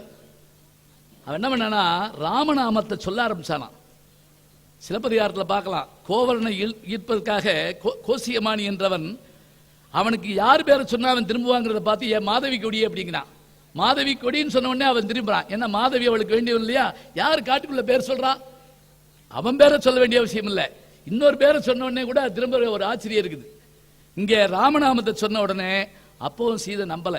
ஏன்னா ராவணனே குரங்கு வடிவத்தில் வந்தா வருவான், மானா வர குரங்க வர எவ்வளவு நேரம் போகுது, குரக்கின அரக்கணும் என்று அவள் நினைச்சாலாம். அப்புறம் இறங்கி எல்லா செய்தியும் சொல்லி மோதிரத்தை காட்டி 2 செய்தி சொல்லிவிட்டாரு, அதை உங்களுக்கு ஞாபகப்படுத்துறேன் அப்படின்னு சொல்லிட்டு, அதுல ஒண்ணு என்ன அப்படின்னா, காட்டுக்கு போலான்னு சொன்ன உடனே அதுக்கு முதல்ல மிதிலா நகரத்தில் நான் விஸ்வாமித்திரரோடு வந்தபோது மாடத்தில் நின்று பார்த்த சீதை வில்ல முறிச்சது யாரோ ஒரு இளவரசன் தெரிஞ்சு போச்சு, அவன் இவனாக இருந்தால் மட்டுமே நான் திருமணம் செய்வேன் என்று நீ சொன்னதாகவும், அது நான் தான் என்பதை நீ அறிந்து கொண்டதாகவும் நான் தெரிந்து கொண்டேன். இந்த விஷயம் எனக்கு சீதைக்கு இந்த வாரம் தெரியாது, போய் சொல்லு. அடுத்த வார்த்தை என்ன, காட்டுக்கு வரேன்னு சொன்ன உடனே அந்த மாதிரி ரெடின்னு கிளம்பிருச்சு. எவ்வளவு தூரம் வந்துச்சா? கோட்டையை விட்டு தாண்டோடனே காடு எங்க இருக்குன்னு கேட்டுச்சான். சில பேர் பாத யாத்திரை கிளம்பி பஸ்ல போவாங்க, பார்த்துருக்கீங்களா? பஸ் ஸ்டாண்டு வரைக்கும் பாத யாத்திரை போவாங்க. அதுவா பாத யாத்திரை? நடந்து போனா தான் பாத யாத்திரை. இங்க கானகம் வந்துருச்சான்னு கேட்டாலாம். இதையும் சொல்லு. இதை கேட்ட உடனே அப்படி கண்ணீர் வருது அவளுக்கு. அதை எடுத்து அவ்வளவு சந்தோஷப்படுறா, கண்ணில் வச்சுக்கிறா, உதட்டில் வச்சுக்கிறா இந்த மோதிரத்தை. அப்புறம் ஏதாவது சொல்ல விரும்புறீங்களா? ஒன்றும் இல்லை, 1 மாசம் அல்ல என்ன நான் இறந்து போவேன்னு சொல்லு. சூடாமணியை கழட்டி கொடுக்குறா. அந்த சூடாமணியை கொண்டுட்டு உடனே கிளம்பிடல. வந்த இடத்துல சில பேர் ஏதாவது ஞாபகம் பண்ணிட்டு போவாங்கல்ல, அது மாதிரி அந்த இலங்கையை உண்டு இல்லைன்னு பண்றான். யாரு? ஆஞ்சநேயன். பேரூர் கொண்டு இந்த குரங்கு அட்டகாசம் பண்றத நம்ம கேள்விக்கு போய் பார்ப்போம்ல, அடையப்பா அதெல்லாம் பார்த்து ரசிக்கணுங்க. அதாவது நான் அழகர்வயலில் பார்த்தேன், ஒரு குடும்பம் மொட்டை எடுத்துட்டு குளிச்சுக்கிட்டு இருக்காங்க. ஒரு சின்ன மொட்டை ஓட்ட ஒரு பிள்ளை என்ன பண்ணுச்சு, கையில் மிக்சர் பாக்கெட் வச்சு தின்னுட்டு இருந்துச்சுங்க. இந்த பிளாஸ்டிக் பையில் மிக்சர் பாக்கெட் வச்சு தின்னுக்கிட்டு இருக்கு. ஒரு குரங்கு வேகமாக ஓடியாந்து அங்கே ரொம்ப அதிகம் குரங்கு. அது வந்த உடனே அந்த பையை பிடிச்சிக்குது. பிள்ளை இங்கிட்டு இழுக்குது, குரங்கு அங்கிட்டு இழுக்குது. குடும்பமே கத்துறாங்க விடு விடுன்னு. அந்த பிள்ளை விடவே மாட்டேங்குது. 3 வயசு கூட இருக்காது அதுக்கு. அந்த குரங்கு என்ன பண்ணு சரிங்களா, படக்கிற அந்த பையில் இருக்கிறத எடுத்து அப்படி நின்று விடுச்சு. அப்படியே பிள்ளை பிடிச்சிக்கிட்டே இருக்கு. பிள்ளை ஆச்சரியமா பார்க்குறது, நமக்கு இப்படி திங்க தெரியலையே அப்படின்னு சொல்லி. ஏன்னா குரங்கு நம்ம மூத்தது இல்லையா, யோசிச்சு பாருங்க. அதனாலதான் எந்த மிருகம் போனாலும் பேசாம இருப்போம், குரங்கு போனா ஒரு நிமிஷம் நின்று பார்ப்போம் தெரியுமா, அந்த பழைய சொந்தக்காரனை பார்க்குற மாதிரி ஒரு அன்பு. சில பேர் அது மாதிரி பேசிட்டு வர போவாங்க, உர் அப்படிலாம் சொல்லுவான். ஒரு விஞ்ஞானி ஒரு குரங்கு ஒரு ரூம்குள்ள அடைச்சு போட்டு 1 மணி நேரம் கழிச்சு கதவு ஓட்ட வழியை பார்த்துட்டு இருக்காரு. அது என்ன செய்யுதுன்னு, அது அங்கிட்டு இருந்து இவரை பார்த்துட்டு இருந்திருக்கு, இவர் என்ன செய்யறாருன்னு. இயல்பு தானே அது. இங்க அவன் எந்திரிச்சு ஒரு கர்ஜனை பண்ணாங்க, சத்தம் போட்டு அடிச்சு அந்த இதைய இப்போ நாசம் பண்ண ஆரம்பிச்சான். நான் பார்த்தேங்க கரெக்டாக இந்த புயல் வந்து வெள்ளம் வந்துச்சு பார்த்தீங்களா, அப்போ விமானத்தில் இறங்க போகிற பார்த்தீங்கன்னா சென்னையில் இருந்த மரங்கள்லாம் நானாக நினச்சிக்கிட்டேன் அனுமார் புகுந்த அசோகன மாதிரி ஆகி போச்சு அப்படின்னு நான் நினச்சேன். அப்படியான மரங்கள் பூரா போச்சு, பேர்த்து அடிச்சு எரிஞ்சு. ராவணன் போய் சொன்னாங்களா, குரங்கெல்லாம் செய்துன்னு வந்து எனக்கு சொல்லாத, அசிங்கமாக இருக்கு, போ 4 பேரை விட்டு பிடிச்சி கட்டி வைக்க. வந்தவன் பூரா செட்டான். அதில் அவனுடைய முதல் பஞ்சசேனாதிபதிகள் வர்றான், அவன் செத்து போறான், மற்றவன் இறந்து போறான், அவனுடைய மகன் ஒருத்தன் வர்றான், அவன் இறந்து போறான். எல்லாம் நடந்து முடிச்ச பிறகு அவன்கிட்ட சொல்லிட்டு அங்கிருந்து பெறப்பட்டு யுத்தத்துக்கு தயாராக வர சொல்றதுக்கு போறாங்க. அதே மாதிரி யுத்தம் வருது. யுத்தத்தில் நிறைய சாகசங்கள் இருக்கு. நான் ஒரு உதாரணம் சொல்லி முடிச்சிடுறேன். கடல் தாண்டிய கதாநாயகன் ஏன் பேர் கொடுத்து வந்துறீங்களா, 4 பேர் உயிரை காக்கின்ற தன்மை ஆஞ்சநேயனுக்கு இருக்குங்க. ஒன்று சீதாதேவி காப்பாற்றுறது, அடுத்தது 2 முறை இலக்குவனை காப்பாற்றுறாள். எப்படின்னு கேட்டீங்கன்னா, இந்திரஜித்தன் வந்து பிரம்மாஸ்திரத்தை விட்ட போது அனுமன் உள்பட எல்லாரும் மயங்கிடுறாங்க. அப்பதான் வந்து விபீஷணன் சொல்றான், இதுக்கு வந்து மருந்து மலை இருக்கு, சஞ்சீவி மலை, அது கொண்டு வரணும், அங்கிருந்து ஒரு மூலிகை கொண்டு வா. அவன் பறந்து போய் அந்த மூலிகை எடுக்க முடியலங்க. பார்த்தானா, எந்த மூலிகை எப்படி தர்றது, இந்த சில சமயம் மெடிக்கல் ஸ்டோர் தேடிக்கிட்டே இருப்பாங்க தெரியுங்களா, பல்வழியில் போய் நின்றுட்டே இருப்போம், எதையாவது குடியா அப்படின்னு கேட்போம்ல. ஒருத்தன் மெடிக்கல் ஷாப்பில் போய் விக்கலுக்கு என்ன செய்யலாம்னு கேட்டிருக்கான். பலார்னு ஒரு அறை விட்டுருக்காங்க அந்த ஆளு. இப்ப சரியா போச்சான்னு கேட்டிருக்கான். ஏ லூசு, என் மனைவிக்கு விக்கலு, அவளுக்கு விக்கலுக்கு என்ன செய்யலாம்னு கேட்க வந்தா என்னைய போட்டு அடிச்சுக்கிட்டு இருக்க. இந்த ஆள் சடார்னு என்ன பண்ணிருக்கான், அந்த அதிர்ச்சி வைத்தியம் கொடுத்தா விக்கல் நின்று போகும்ல, போய் என்ன பண்ணிட்டான், அந்த மலையை வத்திக்கிட்டு வந்தாங்க. அந்த மலை வந்து அங்க இறங்க மாட்டேங்குதா, எங்க இலங்கையில் இறங்க மாட்டேங்குதான். அந்த காற்று பட்டவனை எந்திரிச்சிட்டாங்க. இப்ப இலக்குவனை காப்பாத்தினது, சீதாதேவியை காப்பாத்தினது. கடைசி காட்சியில 14 வருஷம் ஆச்சு, பரதன் வரலன்னு சொன்ன உடனே நெருப்புல விழுந்து சாக போறாங்க. உடனடியாக அவர் என்ன ஸ்பீட் போஸ்ட் மாதிரி அனுப்புறாரு, நாங்க மெதுவா வர்றோம், முன்னாடி போய் என் தம்பியை காப்பாத்து. பாருங்களேன், கதாநாயகன் உட்கார்ந்துக்கிட்டு அனுப்பி விடுறாருங்க. அதே மாதிரி போய் அவர் எப்பவும் போல விசிட்டிங் கார்டு கொடுத்து அனுமமும் நாமமும் அனுமன் போலெல்லாம் சொல்லி காப்பாற்றி அவரை காப்பாற்றுறாங்க. இதில் ஒரே ஒரு கேள்வி என்ன தெரியுங்களா, நான் வகுப்பில் இதை பாடம் நடத்துகிறேன், சஞ்சீவி மலை வந்துச்சு, அந்த வானர வீரர்கள்லாம் எந்திரிச்சிட்டாங்க அப்படின்னு சொல்லிட்டு வகுப்பு முடிச்சுட்டு எந்திரிக்கிறேன். ஒருத்தர் எந்திரிச்சு கேட்டான், அப்படின்னா அந்த அரக்கைங்களும் எந்திரிச்சிருப்பாங்கல்ல அப்படின்னா. அந்த மலை வந்தா இவங்க மாதிரி எதிரியாளி எந்திரிப்பாங்கல்ல. எனக்கு என்ன பண்றதுன்னு தெரியல, ஏன்னா சிலபஸ்ல இல்லை அது, அந்த பாட்டு வரைக்கும் தான் இருக்கு. என்ன பண்றது நம்ம அப்புறம், ஏன்னா சில சமயத்தில் சரின்றுவோம், சில சமயத்தில் ஒரு நம்பர் என்ன எந்திரி அப்படின்னா ஜென்மத்துக்கு கேள்வி வைக்க மாட்டாங்க. அப்புறம் நான் மறுநாள் போய் பார்த்துட்டு வந்தாங்க. என்ன தெரியுங்களா, அவன் இந்திரஜித்தன் ஒரு வேலை பார்த்துட்டு போறான். இந்த பிரம்மாஸ்திரத்தை அனுப்பிட்டு அப்பாட்ட போய் சொல்றான், எல்லாரும் செத்து போயிட்டாங்க, அப்படியா நான் பார்க்கணுமே, சீதையை கூட்டு போய் காட்டணுமே அப்படின்னு உடனே ஒரு வேலை பார்க்குறான். நம்மால் பணத்தெல்லாம் தூக்கி கடலுக்குள்ள போட்டுரு, செத்தா அவங்கால் மாத்திரம் செத்தான்னு சொல்லட்டும், சொல்லிவிட்டு அறகுறையா இருந்தவனெல்லாம் தூக்கி கடலை போட்டு விட்டாங்க. இந்த மருந்து மலை வர்றப்ப நல்லவர்கள் மட்டுமே எழுந்து உட்கார்ந்தார்கள், ஏனென்றால் கெடுவான் கேடு நினைப்பான்கிற வார்த்தை. ராமாயணத்தை முழுக்க படிக்கணும். வாரியார் சொன்ன மாதிரி முழுக்க படித்தோம், அப்புறம் சிலபஸில் படித்தோம், அப்புறம் மனப்பாட பகுதி மாத்திரம் படித்தோம், அப்புறம் சொற்பொழிவு கேட்டோம், பழத்தை முழுசாக சாப்பிட்டோம், கொஞ்சம் கொஞ்சமாக சாப்பிட்டோம், ஜூஸ் சாப்பிட்றோம், அவ்வளோதான், பழமே பார்த்ததில்லை. அந்த நிலைமைக்கு வந்துட்டோம். இங்கே மீண்டும் காப்பாற்றி, சீதையை காப்பாற்றி, இலக்குவனை 2 முறை காப்பாற்றி, ஒரு இடத்துல கோபம் வந்து இதை எடுத்து என்ன பண்ணுறான், இவன் தானே எல்லாத்தையும் காட்டி கொடுக்குறான் அப்படின்ட்டு விபீஷணன் மேலே ஒரு ஈட்டி எடுத்து எறிகிறாங்க அனுமன், இவன் ராவணன். அப்படி எரிஞ்ச உடனே அவன் இறந்து போயிடுவானேங்கிறதுக்காக அவனுக்கு முன்னாடி யார் ஓடுறான்னா சுக்ரீவன் ஓடுறான், அவனுக்கு முன்னாடி அனுமன் ஓடுறான், அவனுக்கு முன்னாடி இலக்குவன் ஓடி காப்பாற்றி அதை வாங்கிக்கிறாங்க. சித்திர ராமாயணம்னு ஆனந்தோடல வந்துச்சு. நீங்கள் அந்த படத்தை இன்னைக்கு பார்த்தா கூட அப்படியே ஞாபகம் இருக்கும், அவ்வளோ நல்லா இருக்கும். காப்பாற்றி கொடுக்குறான். ராவணனோட நேருக்கு நேர் மோதுறான். முதல் நாள் போரில் லட்சுமணன் அடிச்சிட்டு இருக்கப்போ உள்ள வந்தான், வந்து சொன்னான், ஒரு குத்து நான் குத்துவேன், தாங்கிட்டேன்னா என்னைய குத்து, நானும் தாங்கிட்டேன்னு 2 பேரும் சண்டை போடக்கூடாது. அதே மாதிரி முதல்ல ஆஞ்சநேயன் ஒரு குத்து குத்துறான். அவனுடைய மார்பில் இருந்த அந்த இதெல்லாம் திக்கையங்களுடைய அந்த தந்தங்கள் பொத்துக்கிட்டு போச்சு அப்படிமா. வாரணம் பொருதமாறும் வரையிட எடுத்ததோடும் நாரத முனிவிற்கேற்ப நயம்பட உரைத்தனாவும் தாரணி மொழிவத்தும் சங்கரன் கொடுத்தவாளும் வீரமும் களத்தை போட்டு வெறுங்கையோடு இலங்கை புக்கான்னு சொன்னா அந்த அடிபட்டது யார் தெரியுங்களா? வேண்டதான் வில்லன் அடிக்கிற கதாநாயகி வந்தான், திரும்ப அவன் ஒரு குத்து குத்துனான், 20 கையை வச்சு ஒன்னா வச்சு குத்துனான், அப்பவும் தாங்கிட்டு நின்னாங்க. இத்தனை பெருமை இவனுக்கு இருக்குன்னு சொன்னா, இத்தனை பெருமையோடு அந்த போரை முடிச்சு கொடுத்து கூட்டிட்டு வந்து பரதனையும் காப்பாற்றி பட்டாபிஷேகம் நடக்கிற போது அந்த அரியணை அனுமந்தாங்க, அங்கதன் உடைவாள் என்னங்கிற பாட்டு முடிச்சுட்டு விடை கொடுத்து அனுப்புறது தாங்க அவ்வளோ அருமையாக இருக்கும். என்ன கொடுத்து விடை கொடுத்து அனுப்புறது? அப்போ ஒரு வார்த்தை சொல்கிறாங்க ராமன், நான் உனக்கு என்ன கொடுக்குறேன்னு கொடுக்க முடியாது, 3 பேர் உயிரை காப்பாற்றுறதுனால என்னையும் சேர்த்து நீ காப்பாற்றினேன், என்னை வந்து தழுவிக்கொள்ள அப்படிங்கிறான், புல்லுக அப்படிங்கிறான். ஏன்னா தழுவப்படுற பொருள் எது, தழுவுறவர்கள் யாரு? உயர்ந்தவர்கள் எளியோர்கள் தான் தழுவணும். இங்க ராமன் சொல்றான், உயர்நலம் உடையவன் எவனவன், அத்தகைய தன்மையுடையவன் ஆகிய ராமன் என்ன சொல்றான், என்னை புள்ளுக்கொள்க அப்படி தழுவிக்கொள்கிறான். கூச்சப்படுறாங்க அப்படியே அனுமன். அதே போல சீதா பிராட்டி தனக்கு கிடைத்த அந்த முத்து மாலையை கொடுக்குறாங்க, வாங்கிட்டு நீ சிரஞ்சீவியாக இருப்பேன்னு சொன்னா.